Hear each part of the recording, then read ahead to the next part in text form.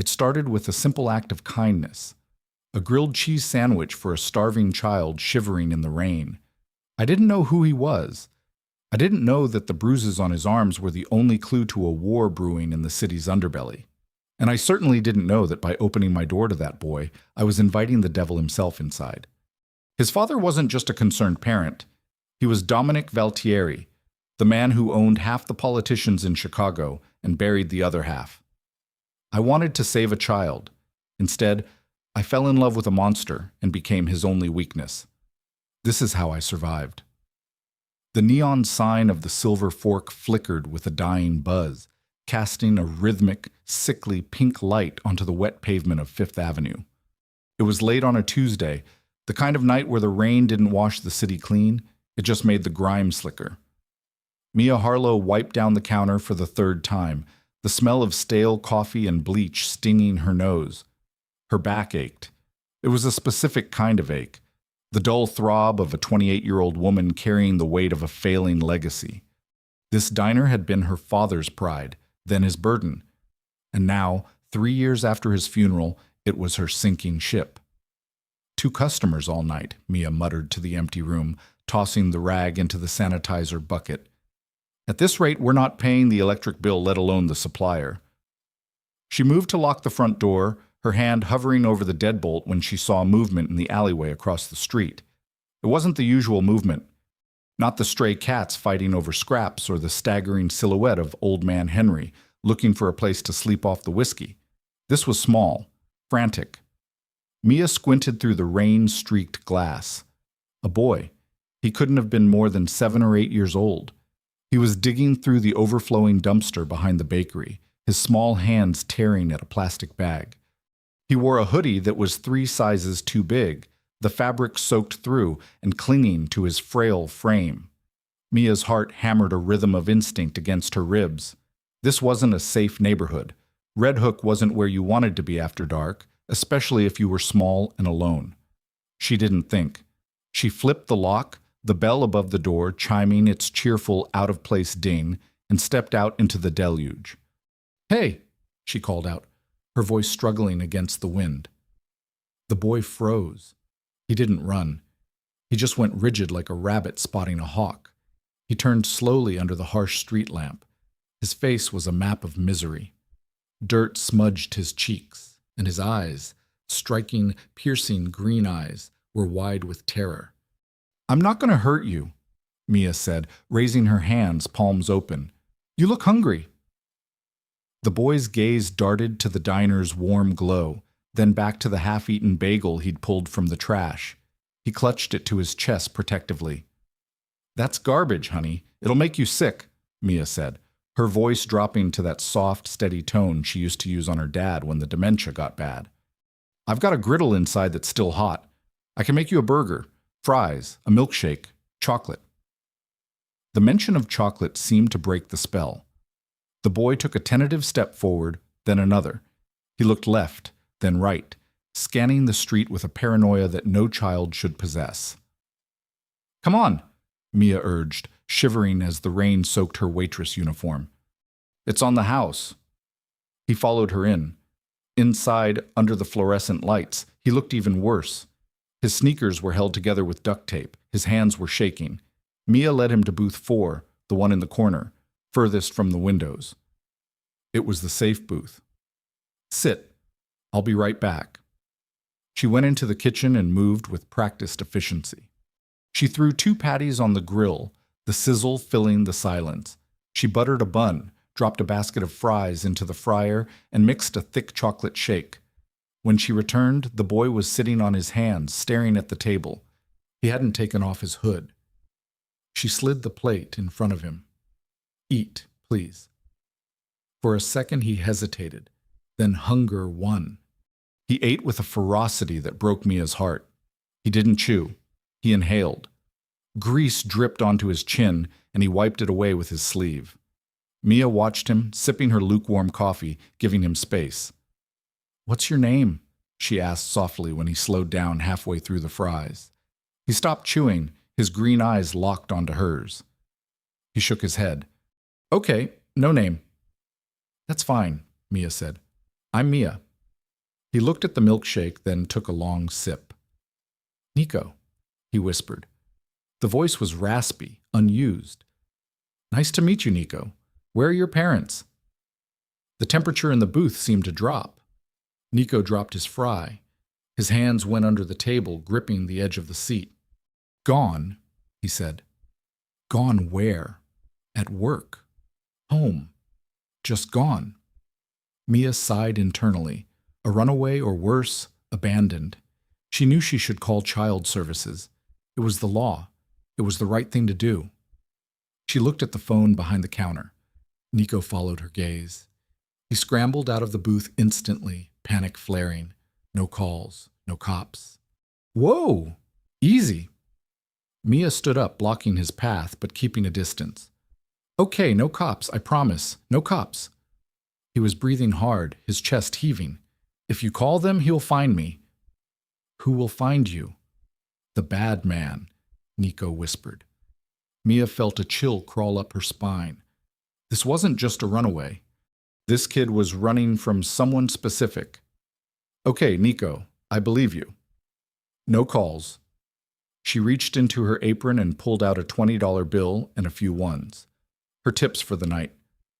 "Look, I can't let you stay here all night because I have to lock up and go to my apartment upstairs, and I don't think you'd trust me enough to come with me, but take this." She tried to hand him the cash. He stared at the money, then looked at her with a maturity that was terrifying. "Keep it. You need it more." Mia blinked, stunned. "Excuse me." The sign in the window says, "Help wanted, but it's old. The neon O is broken. You're poor." Mia let out a dry, incredulous laugh. "Kid, you have no idea." "But I have a home." "You don't." Nico didn't take the money. Instead, he reached into his oversized pocket and pulled out something small. He placed it on the table. It was a silver cufflink. Even under the diner lights, it gleamed with an expensive, heavy luster. It was engraved with a crest, a wolf with a sword in its jaws. "If I come back," Nico said, his voice trembling, "will you make the shake again?" "Anytime, Nico. Anytime." He turned and bolted out the door, the bell chiming behind him. He disappeared into the rainy dark before Mia could stop him. Mia walked to the table to clear the plate. She picked up the cufflink. It was heavy, solid silver, maybe platinum. She turned it over in her hand, a wolf with a sword. She didn't know it then, but she was holding the sigil of the Valtieri crime family, and by feeding the boy, she had just placed herself in the center of the crosshairs. The next 3 days were a blur of anxiety. Every time the door chime rang, Mia jumped, expecting either the police or the strange boy Nico. Business was slow. Mia spent most of Wednesday arguing with the meat supplier, a man named Tony, who had the personality of a wet sponge. "Cash on delivery, Mia. No more credit," Tony had said, leaving 3 boxes of frozen patties on the counter. "I'm good for it, Tony. My dad did business with you for 20 years. Your dad is dead. Cash." She had emptied the register to pay him, leaving her with $12 in operating capital. By Thursday evening, the rain had stopped, replaced by a stifling humidity that made the city sweat. Mia was behind the counter refilling the sugar dispensers when she felt eyes on her. It wasn't a customer. The diner was empty. She looked out the large front window. Across the street, idling in the no parking zone, was a black Cadillac Escalade, tinted windows, pristine paint job. It looked like a shark swimming in a pond of minnows. It had been there for an hour. "Great," Mia muttered. "Health inspector or landlord's goons." The bell chimed. Mia snapped her head around. It was Nico. He looked worse than before. The hoodie was dirtier, and he was limping slightly on his left leg, but his eyes were focused. He walked straight to booth 4 and sat down. Mia locked the front door and flipped the sign to closed, even though it was only early evening. She pulled the blinds down on the front window, obscuring the view of the black SUV. She walked over to him with a glass of water. "I was worried about you." Nico drank the water in one gulp. "Can I have the burger?" "Coming right up." As she cooked, she watched him through the pass-through window. He was constantly checking the door, his leg bouncing nervously. When she brought the food out, she sat opposite him. "Nico, we need to talk. You're hurt. You're limping." "I fell," he mumbled, stuffing fries into his mouth. "Nico, that car across the street, the black one, is that for you?" Nico froze. The color drained from his already pale face. He dropped the burger. Black car, an SUV. "It's been there for an hour." Nico scrambled to the edge of the booth, trying to peek through the blinds without being seen. He gasped. "They found me. I have to go." "No." Mia grabbed his wrist. His skin was burning hot. "You have a fever. You are not going out there. If they are bad men, you are safer in here." "You don't understand," Nico hissed, pulling away. "They burn things. They hurt people." "Who are they?" "Valtieri." Nico whispered the name like a curse. Mia frowned. The name sounded familiar. Something from the news headlines she usually ignored. The Valtieri family. Organized crime. The kind of people who ran the unions and the docks. "Why do they want you, Nico?" Because a deep, gravelly voice spoke from the front of the diner. Mia spun around, her hand instinctively grabbing the heavy glass ketchup bottle on the table. She hadn't heard the door open. She hadn't heard the bell. Standing in the entryway was a mountain of a man. He had to be 6 feet 5 inches with a neck as thick as a tree trunk and a shaved head. He wore a dark suit that strained against his muscles. His nose had been broken at least twice. This wasn't the boss. This was the hammer. The lock. Mia stammered. "I locked the door." The man held up a small, specialized tool, a lockpick gun. He pocketed it and stepped into the light. Smart kid, hard to track, but everyone gets hungry. Nico was trembling violently behind Mia. He grabbed the back of her uniform, burying his face in the fabric. Mia stood up, positioning herself between the giant and the boy. Her heart was beating so hard she felt dizzy, but her father had raised her in this neighborhood. "You didn't show fear to bullies." "Get out," Mia said, her voice shaking but loud. "We're closed." The man chuckled. It was a dry, humorless sound. "I'm not here for a burger, sweetheart. I'm here for the package." He pointed a sausage-like finger at Nico. "Come on, kid. Don wants to see you." "Number." Nico screamed. "I won't go back." He locked me in the basement. Mia's blood turned to ice. Locked in the basement. "He's not going anywhere with you," Mia said, gripping the ketchup bottle tighter. "I'm calling the police." The man took another step. He was 10 feet away. "Now you reach for a phone and I break your hand. Then I break the kid's leg so he stops running. Then we leave. Make it easy on yourself." He reached into his jacket. Mia didn't wait to see if it was a gun. She hurled the ketchup bottle with everything she had. It spiraled through the air and smashed into the man's forehead with a sickening thud. Glass shattered and red ketchup exploded like blood. The giant stumbled back, roaring in surprise and pain, wiping the sauce from his eyes. "You! Run, Nico! Back door!" Mia screamed. She grabbed Nico's hand and dragged him towards the kitchen. They burst through the swinging doors. Mia slammed the deadbolt on the kitchen door just as the giant threw his weight against it. The wood splintered. "The alley!" Mia yelled. They ran past the sizzling grill, past the dishwasher, to the heavy metal door leading to the alley. Mia kicked the crash bar. The door flew open and they ran straight into a wall of wool and cologne. Mia bounced off a hard chest and fell back onto the wet concrete of the alley. Nico gasped. Standing there, flanked by 2 more men holding umbrellas, was a man who looked nothing like the giant inside. He was tall, lean, and dressed in a suit that cost more than Mia's diner, car, and apartment combined. He had salt and pepper hair styled perfectly, and a face that was devastatingly handsome but hard as granite. His eyes were dark, intelligent, and currently burning with a cold fury. He looked down at Mia, then at Nico, who was frozen in terror. The man didn't yell. He didn't pull a weapon. He simply adjusted his cufflinks that matched the one Nico had given Mia. "Hello, Nicolo," the man said, his voice smooth like velvet over broken glass. Nico looked at the ground. "Hi, Papa." Mia's breath caught in her throat. The monster wasn't chasing the boy. The monster was his father. The giant from inside burst through the back door, his face covered in ketchup and blood, a gun in his hand. "I'm going to kill her!" he roared, raising the weapon at Mia. "Bruno!" the man in the suit barked. It was a single word, but it cracked like a whip. Bruno froze. The man in the suit, Dominic Valtieri, looked at Bruno, then at the gun, then down at Mia. He extended a hand to help her up. His grip was iron. "You threw a bottle at my head of security?" Dominic asked, a flicker of amusement dancing in his terrifying eyes. "He broke into my diner," Mia stammered, pulling her hand away.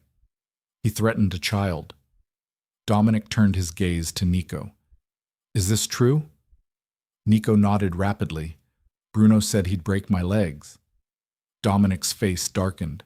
The amusement vanished. He turned to Bruno. "I told you to retrieve my son, not damage him. Boss, the kid runs fast." "I just meant..." Bang! It happened so fast Mia didn't even see the gun move. Dominic had drawn a pistol from his coat and shot Bruno in the kneecap. Mia screamed, covering her ears. Bruno collapsed, howling in agony. Dominic holstered the weapon calmly, as if he had just checked the time. He looked at Mia, who was trembling against the brick wall. "My apologies for the noise," Dominic said, "and for the mess in your diner. I am Dominic Valtieri."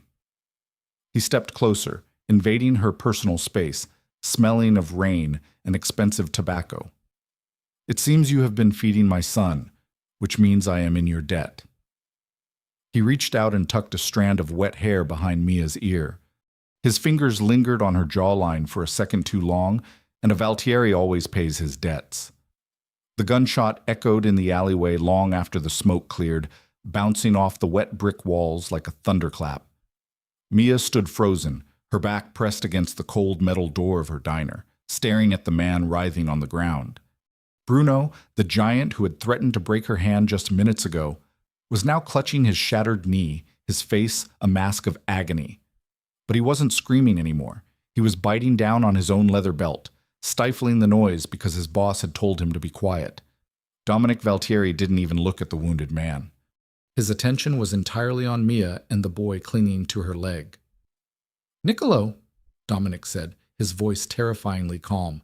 "Come here now." Nico shook his head, burying his face deeper into Mia's sodden apron. "No, you'll lock me up again." "I did that for your own good," Dominic snapped, a crack appearing in his icy demeanor. "Do you have any idea the chaos you've caused? Half the city is looking for you, and not just my men." "I don't care," Nico cried out. "I want to stay with Mia.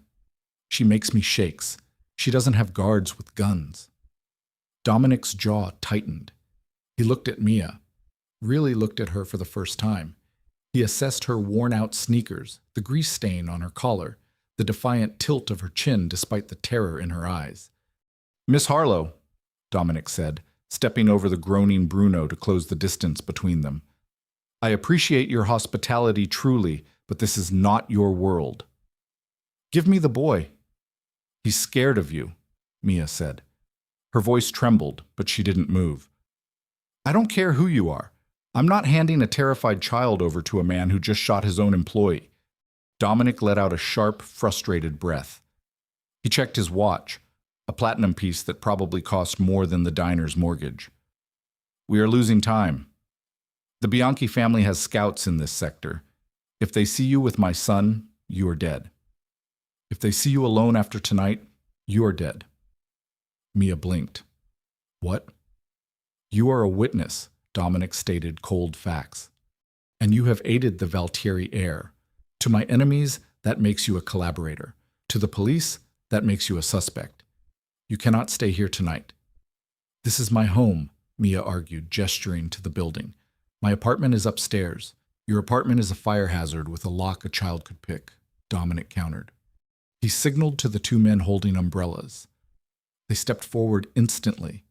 "Grab the boy! No!" Nico shrieked. He grabbed Mia's hand so hard his fingernails dug into her skin. "I won't go without her. Take her too. She comes or I scream. I'll scream so loud the cops have to come." The alley went silent. The threat was childish but effective. Police sirens were the last thing Dominic needed right now. Dominic stared at his son, then at Mia. A calculation was being run behind those dark, obsidian eyes. He looked at the diner, then back to Mia. "Fine," Dominic said abruptly.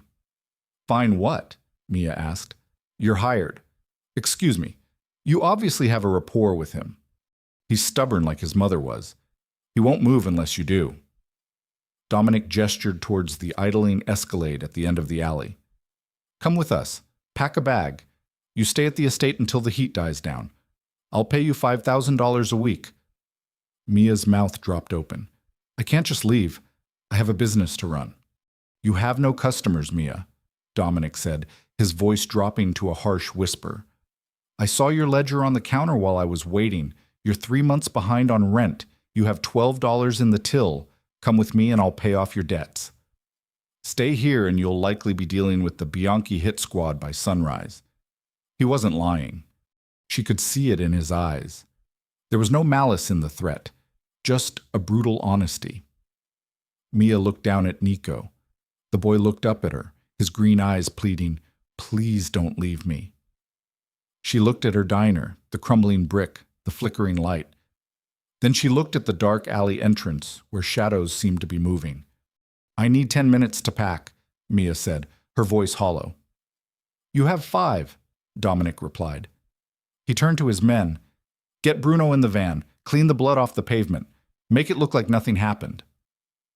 As Mia rushed inside to grab her things, she realized she wasn't just leaving her home, she was walking away from her life and stepping into a cage with a tiger. The drive was silent and suffocating. Mia sat in the back of the Escalade, the leather seats soft as butter. Nico had fallen asleep almost instantly, his head resting on her lap, exhausted by the adrenaline crash. Dominic sat opposite them, typing furiously on his phone, his face illuminated by the blue light of the screen. He didn't speak to her. He barely acknowledged her existence. Mia stared out the tinted window as the city scenery changed. The grimy streets of Red Hook gave way to the highway, and then to the winding, tree-lined roads of the wealthy northern suburbs. They passed high iron gates and long driveways. Finally, the car slowed. Massive wrought iron gates emblazoned with the same wolf and sword crest as the cufflink swung open. The Valtieri estate wasn't a house. It was a fortress disguised as a palace. It was a sprawling stone mansion with Gothic arches and towering windows, surrounded by manicured gardens that looked black in the moonlight. Armed guards patrolled the perimeter with German shepherds. The car stopped under the portico. A butler, an older man with a kindly face, opened the door. "Master Dominic," the butler bowed, "we were worried." "Get the boy to bed, Harold," Dominic said, stepping out and buttoning his suit jacket, "and get the doctor to look at his leg." "He says he fell." Dominic didn't wait. He walked toward the massive oak front doors without looking back. Mia gently woke Nico up. "Come on, sweetie, we're here." Nico rubbed his eyes, looking around groggy. When he saw the house, he stiffened. "I don't want to go in." "I'm with you," Mia whispered, squeezing his hand. "I promise." Inside the house was breathtakingly cold. The floors were marble, the ceilings 20 feet high. It smelled of lemon polish and emptiness. There were no family photos on the walls, only expensive oil paintings of landscapes and storms. Harold, the butler, led Nico away to his room, assuring Mia that he would be safe. Mia wanted to follow, but a heavy hand landed on her shoulder. She turned to see Dominic. He had removed his jacket and rolled up his sleeves, revealing muscular forearms covered in faint scars. "My study," he commanded. "Now." Mia swallowed hard and followed him. The study was a room of dark wood and leather. Dominic walked behind his desk and poured 2 glasses of amber liquid from a crystal decanter. He slid one across the desk toward Mia. "Drink. It's whiskey. It helps with the nerves." Mia ignored the glass. "You shot a man tonight, Mr. Valtieri. I don't think whiskey is going to fix my nerves." Dominic took a sip of his own drink, his eyes studying her over the rim. Bruno disobeyed a direct order. In my line of work, disobedience costs lives. He got off easy. And Nico? Mia asked, her anger finally overriding her fear. Does he get off easy too? He told me you locked him in a basement. He ran away from his own father. What kind of monster does that to a 7-year-old? Dominic slammed his glass down. The sound echoed like a gunshot. You judge what you do not understand, he growled, his voice dropping an octave. He grabbed a remote control from his desk and pointed it at the wall. A large flat-screen TV flickered to life. It showed black and white security footage. Watch, Dominic ordered. Mia watched. The timestamp on the video was from 1 week ago. The scene showed a playground, a private one, likely in the backyard of this very estate. Nico was on a swing, laughing. A nanny was sitting on a bench nearby. Suddenly the screen flared white. An explosion! Mia gasped, covering her mouth. On the screen, smoke billowed. Part of the estate wall had been blown open. Men with assault rifles swarmed through the hole. The nanny was cut down instantly. Dominic's security team returned fire. It was a war zone. A bodyguard threw himself over Nico, shielding the boy with his body as bullets chewed up the grass around them.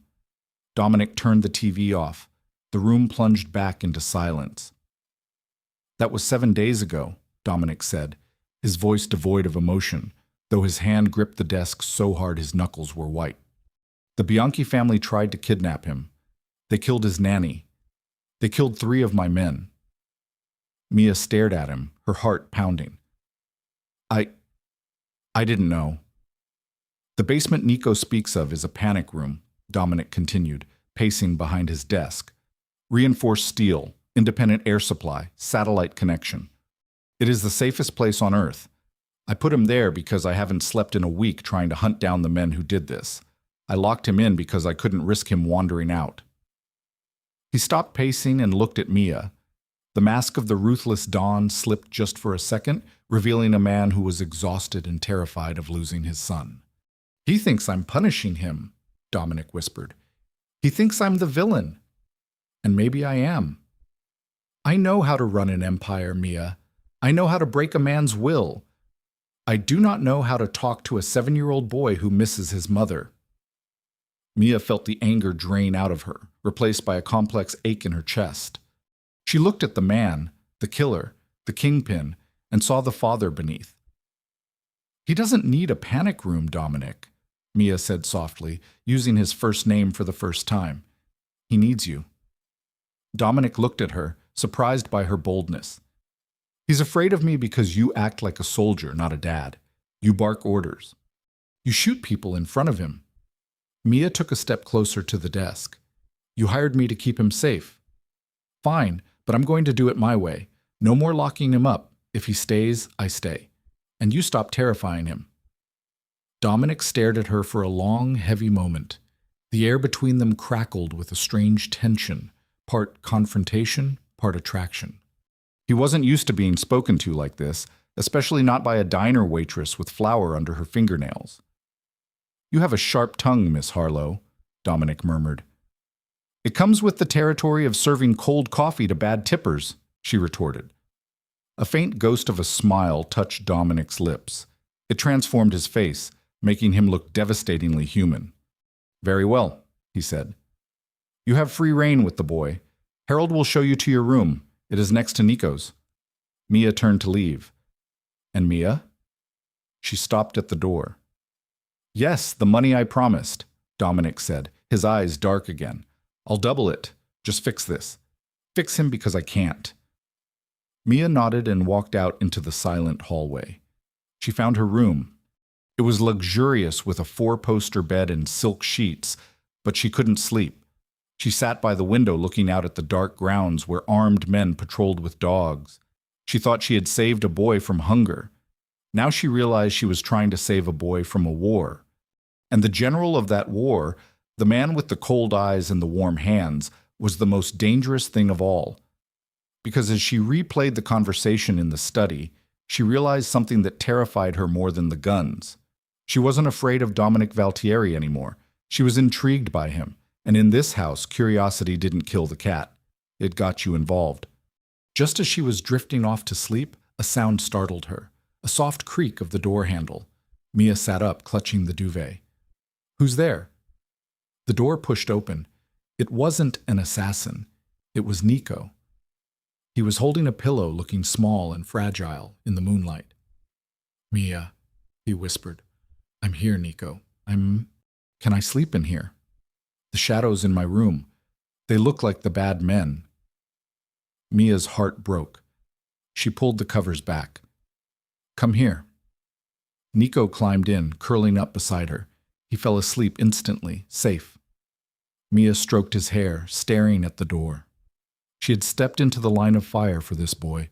She was the shield now. But she didn't know that inside the house, a different kind of threat was brewing. Down the hall, in the shadows of the West Wing, a woman watched Mia's door close.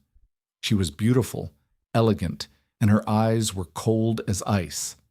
This was Sophia, the woman who had been trying to become Mrs. Valtieri for 3 years. She had watched Dominic look at the waitress in the study. She had seen the spark. Sophia pulled out her phone and typed a message. "We have a problem. The stray dog has moved in. Remove her." Mia Harlow had survived the rain and the alley, but she had no idea that the real danger wasn't outside the gates. It was sleeping down the hall. The morning sun hit the marble floors of the Valtieri kitchen, but for the first time in years, the room didn't feel like a mausoleum. It smelled like bacon, vanilla, and maple syrup. The estate's head chef, a man named Henri, who usually specialized in French reduction sauces, stood in the corner with his arms crossed, looking horrified.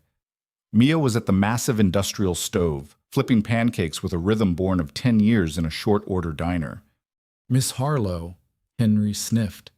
"Master Dominic prefers a light continental breakfast, fruit, espresso, perhaps a poached egg." "Master Dominic is grumpy," Mia countered, sliding a golden pancake onto a plate. "And Nico is a growing boy who needs carbs." "Relax, Henri." I cleaned the griddle. "What is that smell?" The voice came from the doorway. Mia froze, spatula in midair. Dominic stood there. He wasn't in a suit today. He wore dark jeans and a black cashmere sweater that hugged his broad shoulders. He looked less like a Mafia don and more like a model for a dangerous cologne ad. But the dark circles under his eyes told a different story. He hadn't slept. Nico was sitting at the island, swinging his legs. Mia made chocolate chip pancakes. "Papa, look." Dominic stared at the plate, then at his son's syrup-covered grin. It had been months since he'd seen Nico smile like that. The tension in Dominic's shoulders dropped an inch. He walked over, eyeing the stack of food. "I usually eat fruit." "Live a little," Mia said, daring to slide a plate toward him. "It's on the house." Dominic looked at her. The morning light caught the stray curls escaping her messy bun. For a moment the kitchen went silent. He picked up a fork, took a bite, and chewed slowly. "Acceptable," he muttered, but he finished the whole plate. The domestic peace was shattered by the clicking of high heels. "Dominic, darling, I heard you were up." A woman swept into the kitchen. She was stunning, tall, with raven hair that cascaded down her back like a silk waterfall, and wearing a white dress that looked expensive enough to feed Mia's neighborhood for a year. She stopped when she saw Mia.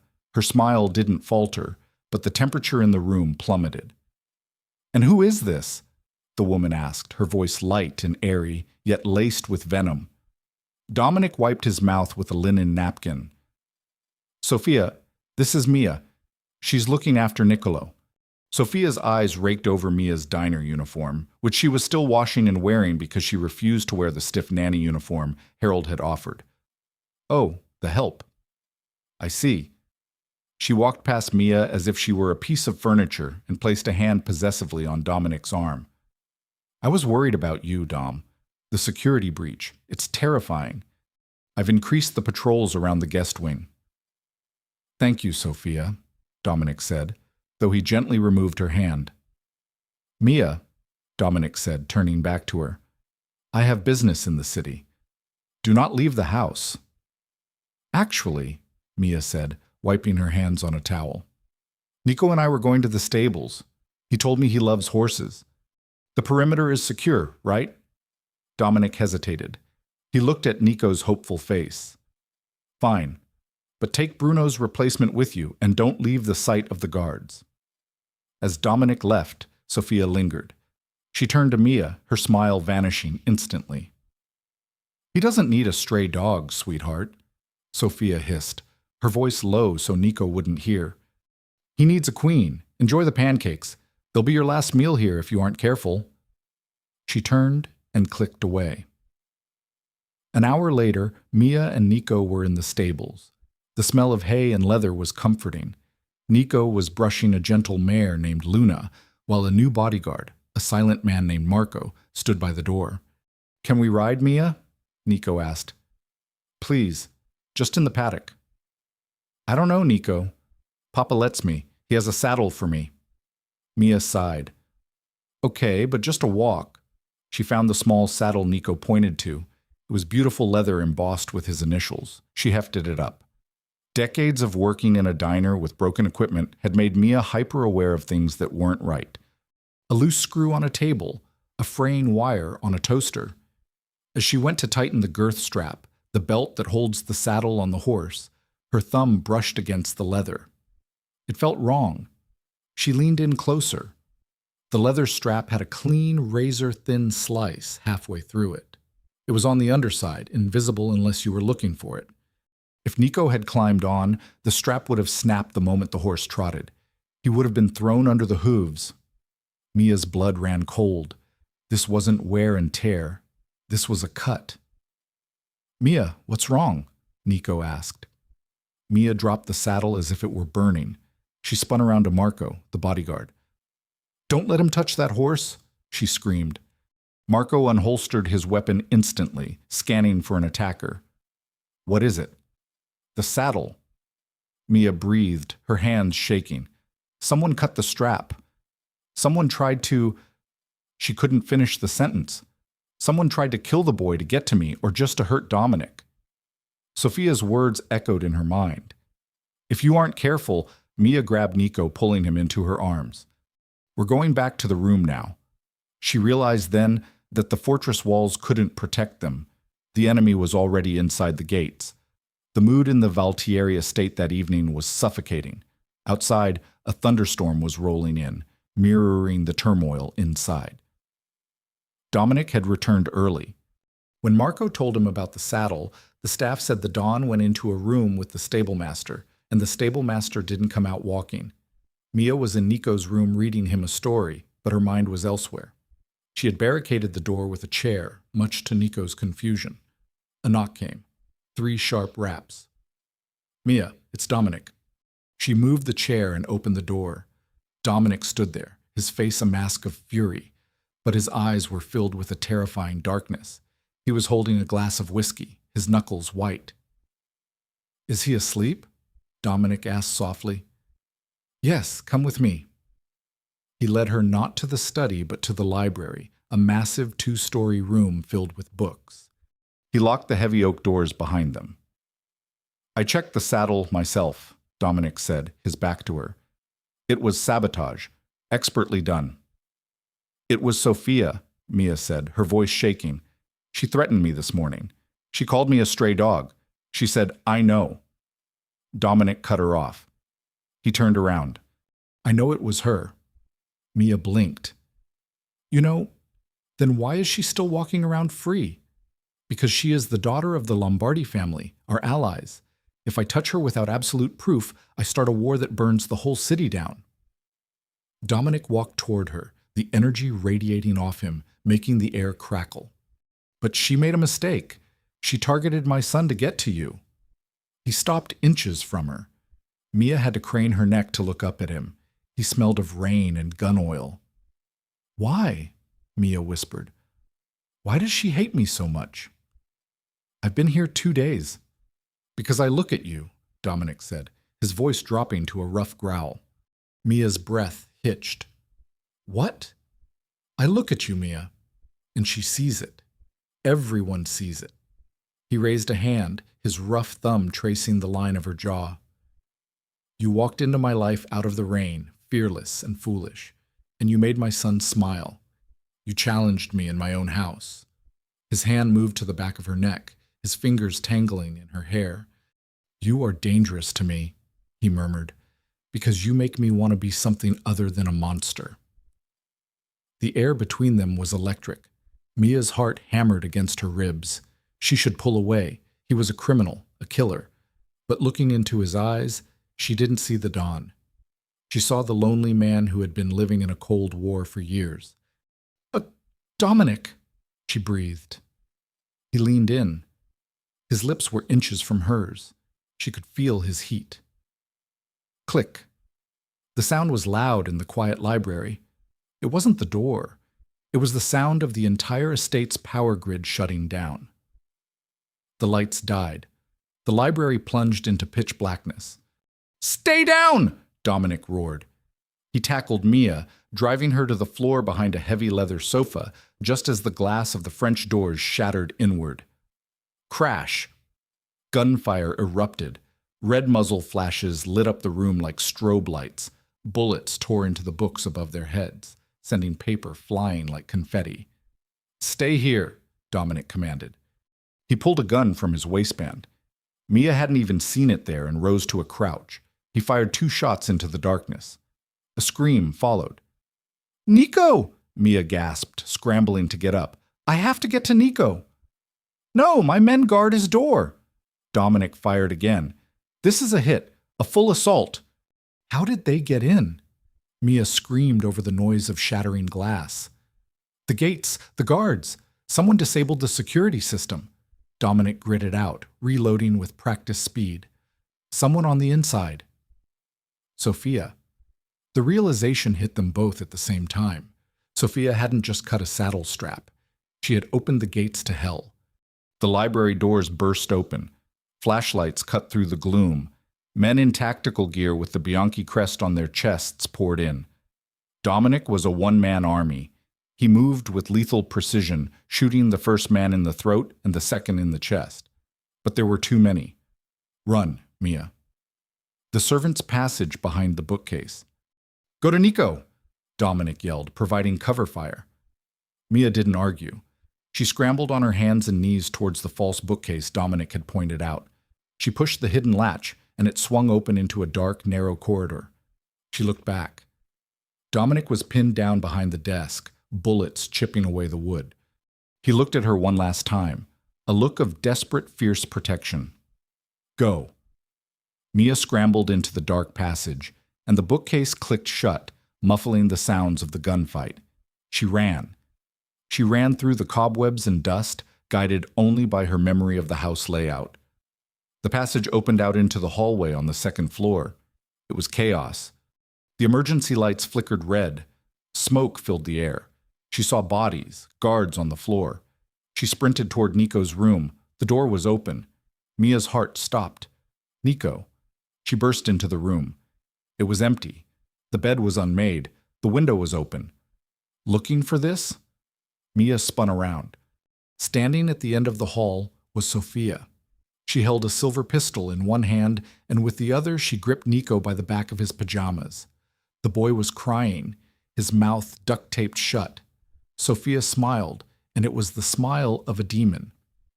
"The Bianchis want the king," Sophia said, raising the gun toward Mia's chest. "But I think taking the prince and the pawn will hurt him so much more." Mia stood alone in the hallway, unarmed, panting, staring down the barrel of the gun. Dominic was trapped downstairs. The guards were dead. It was just the waitress against the heiress. Mia looked at the gun, then at Nico's terrified eyes. A strange calm washed over her. She remembered the ketchup bottle. She remembered the alley. She wasn't a soldier. She was a survivor. "Let him go, Sophia," Mia said, stepping forward. "One more step and I paint the walls with you," Sophia warned, cocking the hammer. Mia took the step. The hallway was bathed in the strobe light flicker of the emergency alarms. Red, black, red, black. "You think you're brave?" Sophia sneered, her finger tightening on the trigger. "But you're just stupid. You're a waitress. You serve people. You don't save them." Mia didn't look at the gun. She looked at Nico. The boy was trembling, his eyes wide with panic. But he was looking at Mia with absolute trust. "You're right," Mia said, her voice surprisingly steady. "I am a waitress. And you know what you learn waiting tables in Red Hook?" Sophia frowned, confused by the lack of begging. "What?" "You learn how to deal with customers who refuse to leave." Mia didn't lunge for the gun. That would be suicide. Instead, she lunged for the fire extinguisher mounted on the wall to her right. In one fluid motion, practiced from years of dodging grabby hands and spilled drinks, she ripped the heavy red canister off the hook and hurled it, not at Sophia, but at the crystal chandelier hanging directly above Sophia's head. Clang! The heavy, steel canister smashed into the delicate crystal fixture. The chain, already weakened by stray bullets from the floor below, snapped. Sophia looked up. It was the last mistake she made. The chandelier crashed down. It didn't crush her, but the explosion of glass and metal knocked her sideways, sending the gun skittering across the floor. She screamed, falling into a pile of shattered crystal. Nico scrambled away, ripping the tape off his mouth. "Mia, get back," Mia yelled. Sophia was already scrambling up. Her face was cut, blood streaming down her white dress. She looked deranged. She saw the gun 5 feet away. She dove for it. Mia didn't have a weapon. She had her body. She threw herself at Sophia, tackling the other woman just as her fingers brushed the pistol. They crashed into the wall. This wasn't a choreographed movie fight. It was ugly. It was nails and teeth and desperation. Sophia was trained in self-defense, but Mia was fighting for a child. Sophia drove a knee into Mia's ribs. Mia gasped, air leaving her lungs, but she grabbed Sophia's hair and slammed her head against the floorboards. Sophia shrieked and rolled, pinning Mia down. Her hands went to Mia's throat. Die. Just die. The world started to go black at the edges of Mia's vision. She clawed at Sophia's wrists, but the grip was iron. Then a small shadow moved. "Leave her alone." Nico, holding a heavy marble statue from the hallway table, swung it with all his might. Thwack! He hit Sophia squarely in the shoulder. It wasn't enough to knock her out, but it broke her grip. She howled in pain, turning to backhand the child. "No!" Mia roared. The rush of oxygen hit her blood. Mia bucked her hips, throwing Sophia off. She scrambled on top of the heiress, grabbed the gun from the floor, and leveled it. She didn't know how to shoot. Her hands were shaking, but she pointed the barrel right at Sophia's chest. "Don't move," Mia panted, blood dripping from a cut on her forehead. "I swear to God, don't move." Sophia froze. She looked at the gun, then at Mia's eyes. She saw something there that terrified her. It wasn't the fear of a victim. It was the rage of a mother protecting her young. "Mia." The voice came from the stairs. Dominic Valtieri stood there. He was covered in drywall dust, his shirt torn, a smear of blood on his cheek. He held a submachine gun, and behind him stood Marco and 3 other surviving guards. Dominic looked at the scene.